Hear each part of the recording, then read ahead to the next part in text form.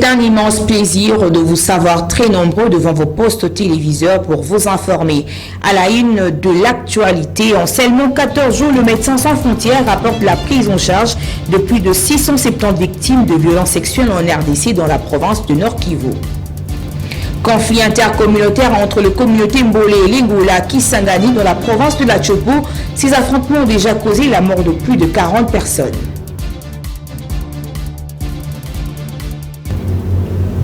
Bienvenue à tous, surtout merci d'être au rendez-vous de l'actualité. Le président de la République, Félix-Antoine Tshisekedi, a critiqué mardi 9 mai dernier la force militaire régionale déployée par le pays d'Afrique de l'Est pour stabiliser la partie orientale de la RDC, laissant entendre ainsi que ces troupes pourraient partir d'ici fin juin 2023. Suivez.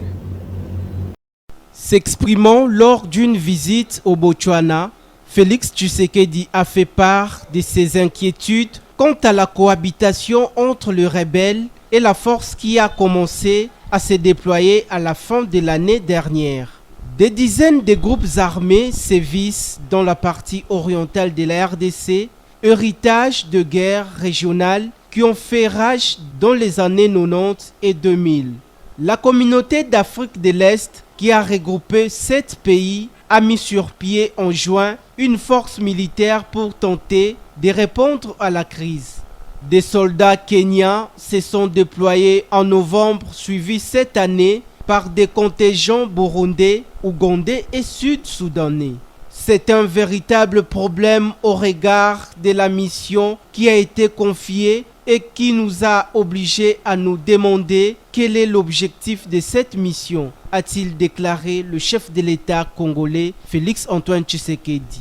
Ces déclarations interviennent au lendemain d'un sommet spécial de la communauté de développement de l'Afrique australe SADC en sigle, composé de 16 pays, qui s'est tenu en Namibie, a déclaré de déployer des forces pour rétablir la paix et la sécurité dans l'est de la RDC.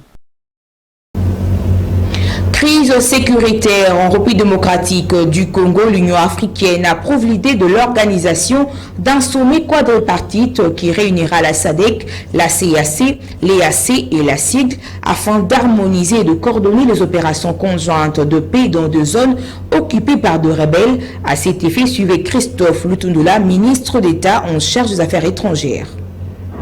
Mais a approuvé le déploiement de la force de la SADC dans le cadre de la force en entente de la SADC comme la réponse régionale, évidemment, de la SADC pour soutenir la RDC afin de restaurer la paix et la sécurité à l'Est. Donc, aujourd'hui, c'est blanc comme neige que la SADC s'engage militairement sur le terrain et qu'elle va déployer incessamment une force. Un autre élément qui n'est pas moins important, c'est que la SADC a recommandé, ça se trouve dans le communiqué, que la RDC réunisse toutes les conditions requises pour un sommet de coordination de tous les intervenants, de tous les acteurs internationaux sur le terrain afin d'arriver à une action efficace et harmonisée. Et sur ce point-là, nous venons de recevoir, il y a quelques minutes de cela, un message réconfortant de notre ambassadeur en Éthiopie et représentant permanent près de l'Union africaine, l'ambassadeur Jean-Léon Ilunga-Ngandu, que l'Union africaine a enfin approuvé l'idée d'organiser un sommet des chefs d'État, un sommet réunissant, un sommet quadripartite réunissant la SADC, la communauté d'Afrique de l'Est, la communauté économique des États de l'Afrique centrale et la CIRGR, la conférence internationale sur la région des Grands Lacs, justement pour arriver à mettre en place cette coordination dont la responsabilité de l'initiative et de l'organisation, évidemment, a été confiée par la SADC à notre pays.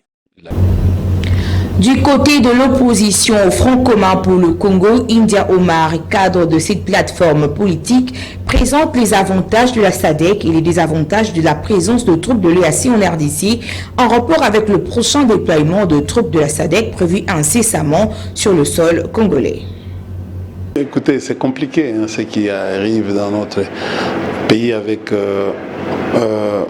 les nouveaux leaderships. On a bouté la SADC dehors, on va vers une autre communauté et après les incidents, parce qu'on revient encore à la SADC. Vous savez, Mouzé n'était pas même président de la SADC. Nous avions eu la chance de présider au destiné de la SADC pendant une année presque. Mais le problème aujourd'hui, c'est que on a quitté la SADC vers une communauté des aventuriers. Excusez-moi de porter un gros mot au conglomérat des aventuriers qui nous crée suffisamment de problèmes aujourd'hui. Qu'est-ce que la SADC va faire? Je crois que non. Mouzé à l'époque, à lui seul, membre de la SADC, a mobilisé l'Angola, il a mobilisé le Zimbabwe et la Namibie. Aujourd'hui, la mobilisation sera difficile parce que déjà l'Angola a été appelé, il dit qu'il va aller là-bas, mais il ne va pas attaquer les M23. Et on sent aujourd'hui les renforcements de l'amitié Rwanda-Angola. Ce qui nous inquiète, qui m'inquiète parfois comme stratège, comme analyste. Revenons cette fois-ci sur le sommet extraordinaire de la troïka de chefs d'État et de gouvernement de la SADC, tenu lundi 8 mai dernier, où le sommet a approuvé le déploiement d'une force de la SADC à l'est de la RDC en réponse régionale contre l'agression de M23 pour soutenir la RDC dans ses efforts de la restauration de paix. Mission of the Republic of Zambia to Namibia. Ouvert lundi 8 mai à Namibie, le sommet extraordinaire de la troïka de chefs d'État et de gouvernement de la SADC a noté avec grande préoccupation le dégradement de la situation sécuritaire dans l'est de la RDC, tout en condamnant la résurgence du conflit et la reprise des activités par le groupe armé, y compris la reparition de rebelles de M23.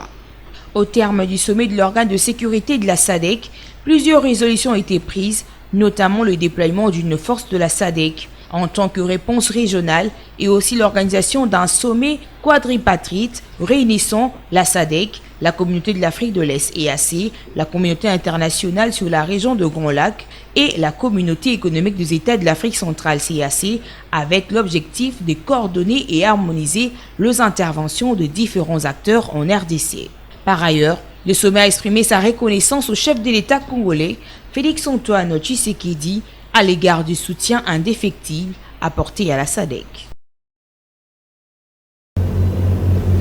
La MOCA a tenu un point de presse mardi 9 mai dernier à Fadenhouse, au cours duquel le coordonnateur en exercice de cette plateforme, Mathieu Kalele, a dévoilé son programme de direction pour les 6 prochains mois. Richard Nawej et Enoch Mbala étaient sur place.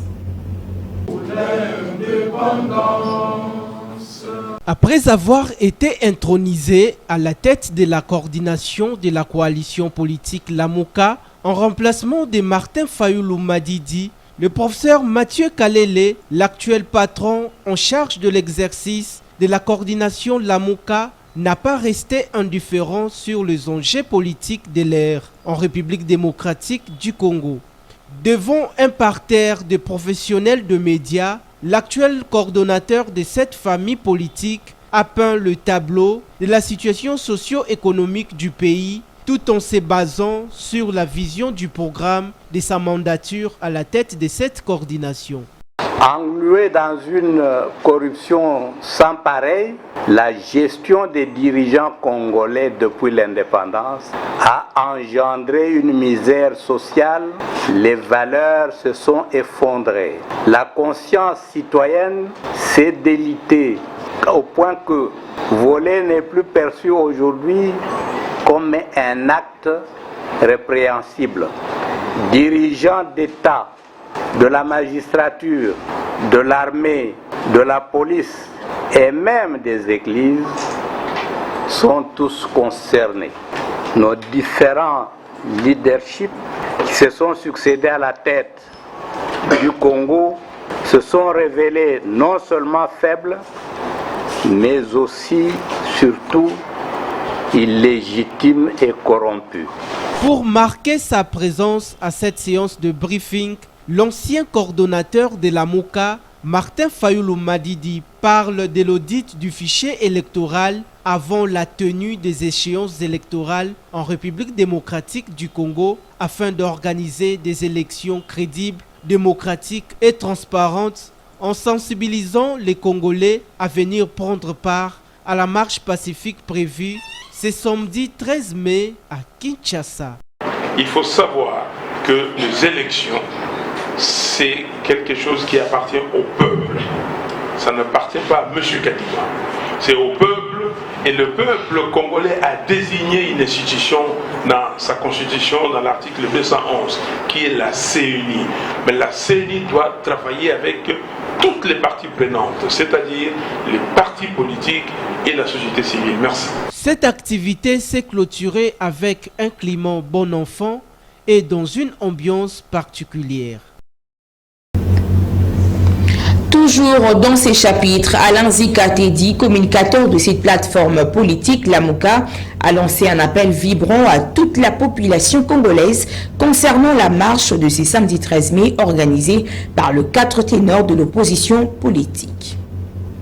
À tous les Congolais qui subissent l'injustice sociale, les enseignants, les fonctionnaires à qui on a retiré indignement de 10 à 15 000 francs de leur salaire de base, d'être à la marche parce que nous voulons mettre fin avec l'injustice sociale.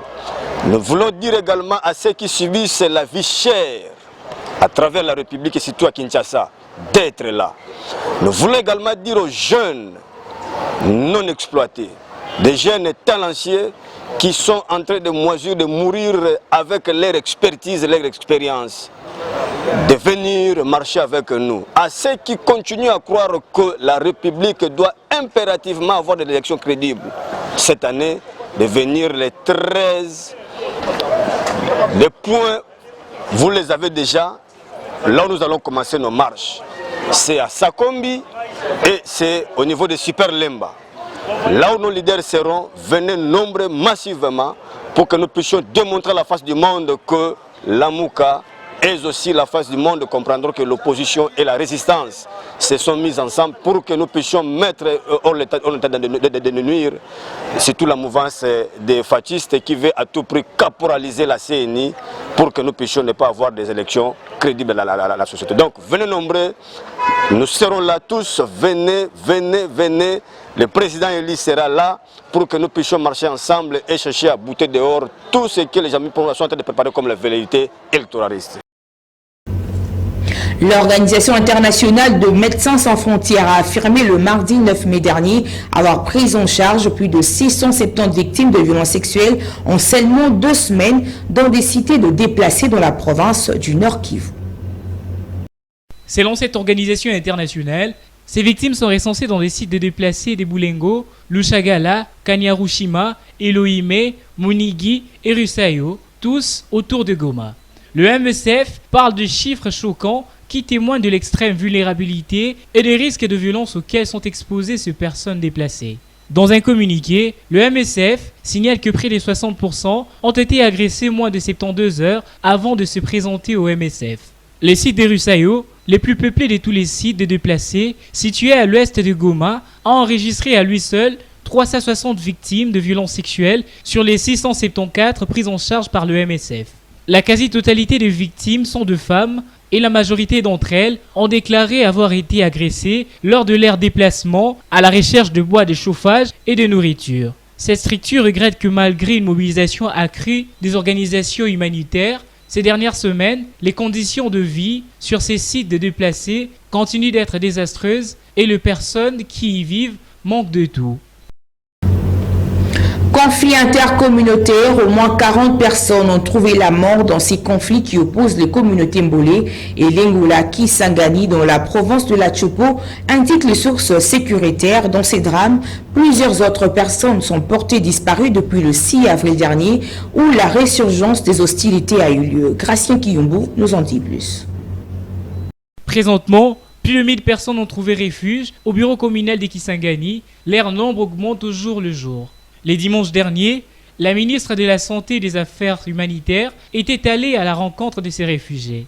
Selon le chef du bureau de l'UNICEF Kisangani, il s'agissait d'une visite d'évaluation pour voir ce qui peut être apporté comme une première réponse en faveur de ces sinistrés.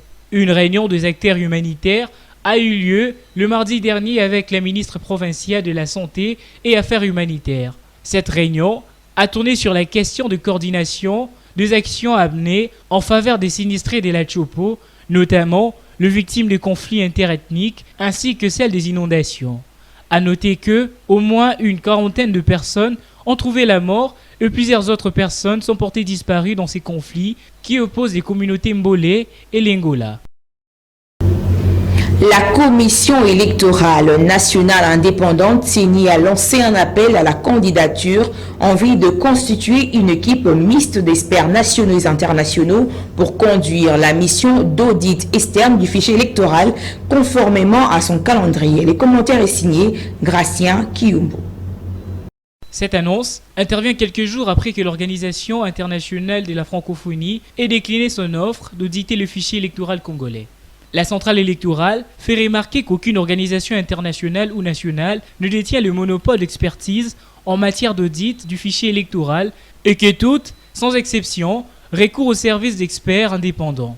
La CENI explique qu'elle n'a pas besoin de subir de pression, quelque nature que ce soit, concernant l'audit extrême du fichier électoral, inscrit du reste dans le calendrier électoral. Elle souligne par ailleurs que l'audit du fichier électoral fait partie des bonnes pratiques auxquelles elle se soumet de son plein gré. C'est pourquoi cet exercice est prévu dans le calendrier électoral et repris dans le plan stratégique opérationnel 2022-2026 de la CENI qui, dans son axe 3, consacre le principe de transparence à chaque étape du processus électoral. Poursuivons ces journaux par les épreuves hors session de l'Exétat 2023 dans le Haut-Katanga. La société civile dénonce la majoration de frais de participation jusqu'à 250 000 francs congolais à Malemba, Koulou, situé dans plus de 280 km de la ville de Kamina. Suivez ces commentaires d'espoir qui n'ont dit. D'après la société civile du territoire de Malemba, Koulou, qui accuse certains chefs d'établissement de majorer les frais de participation aux épreuves de la hors-session de l'examen d'État cette édition. Cet acte qualifié d'antivalaire serait en connivence avec certains inspecteurs de la province éducationnelle du Olomamide. Sur l'arrêté du gouverneur, ces frais sont fixés à 70 000 francs et varient sur terrain entre 125 000 francs ou plus. C'est ce qu'on peut observer dans quelques écoles dans le territoire de Malemba, Koulou. Du côté de l'inspection provinciale, l'on affirme que 70 000 francs est le prix officiel des frais fixés pour les épreuves de la hors-session des examens d'État et invite les parents et élèves de ne pas céder aux spéculations et elle reste ouverte à toute personne et organisation qui a des preuves permettant à enquêter sur ces dossiers. Signalons que c'est depuis le lundi 8 mai dernier qu'a débuté les examens de la hors-session pour cette année scolaire 2022-2023 dont les récipiendaires vont travailler sur la dissertation, l'oral de français et le jury pratique. Élections syndicales, parlons-en au début de la campagne à l'Office de voirie et drainage OVD. La dynamique syndicale de finances a sensibilisé le mardi dernier au siège de l'OVD le travailleur à voter utile et responsable, le syndicat numéro 5. Sous une ambiance bon enfant, les syndicalistes de la dynamique syndicale des finances ont sensibilisé les siens sur les élections syndicales qui se pointent pour ce jeudi 11 mai. Le site de l'Office de voirie et drainage était sous ébullition des membres de la DSF caractérisés par des t-shirts, képis, effigies, accompagnés des chansons de motivation pour porter haut la candidature de la dynamique syndicale des finances qui n'est que Madame Viviane Kavira, affectueusement appelée Mama Yabana.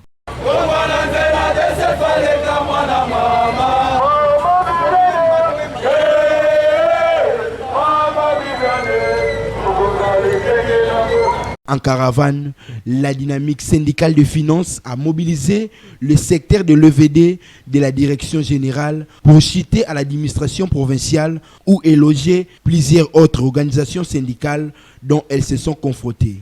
À la direction provinciale, la candidate et le délégué syndical ont tour à tour éveillé la conscience des syndicalistes à voter utile afin de défendre l'intérêt socio-professionnel des travailleurs dans la philosophie Sala DCF, DCF et Salayo.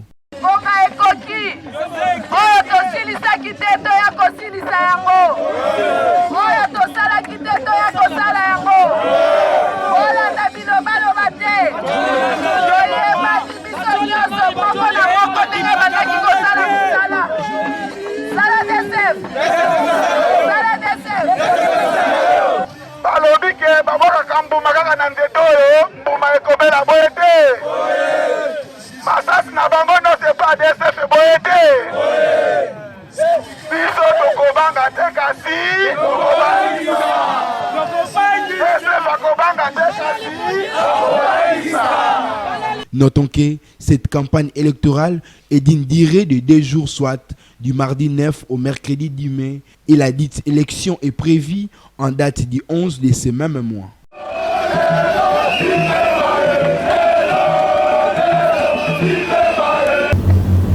Prenons cette nouvelle en brève dans une correspondance adressée à la secrétaire générale de la Fédération internationale de football, l'association, l'équipe sortante de la FECOFA, acquise le comité de normalisation des défauts d'éligibilité conformément au règlement de la gouvernance de l'instance internationale de football. Régnier Patrice Mangenda invite la FIFA à revoir ce choix à la tête de l'appareil réglementant les footballs congolais. Et enfin, on parle de valeur nutritive. Que savez-vous de la mangue? La partie comestible de la mangue contient de fibres dont la moitié sont de fibres solubles. Leur proportion a augmenté avec le nourrissement de fruits. Les fibres solubles contribuent à la diminution de risque de maladies cardiovasculaires grâce à leur capacité à réduire le cholestérol sanguin. Parfumée et juteuse, la mangue est un fruit exotique gourmand qui a de vraies vertus santé. Elle est notamment riche en antioxydants, en fibres et en vitamine C. En jus, en salade, en plat principal, en dessert, la mangue se plie à toutes nos envies culinaires. Elle est aussi très intéressante pour la santé grâce aux nombreux nutriments qu'elle contient. Elle fait partie des aliments anti-fatigue. La mangue aide à réduire la fatigue et renforce le système immunitaire. Elle participe à la prévention contre le cancer. La mangue est riche en polyphénols, des substances antioxydants qui protègent les cellules du corps contre le dommage causé par les radicaux libres et diminue la croissance des cellules cancéreuses, notamment dans le cancer de la prostate. La mangue contient de fibres digestes, dont la pectine. Ces substances permettent de réduire le taux de mauvais cholestérol et il ne faut pas oublier la présence de potassium qui favorise le contrôle du rythme cardiaque et le maintien d'une pression artérielle normale. Ces fibres solubles limitent la constipation. Elles renferment aussi des enzymes digestives qui favorisent la digestion. Retenons que la mangue se conserve dans un endroit frais au-dessus de 6 degrés Celsius, donc pas au frigo et pas plus de 2 à 3 jours car elle s'abîme vite. Madame, Messieurs, ça n'est donc fini pour ce soir. Bien avant de nous quitter, le rappel de titre.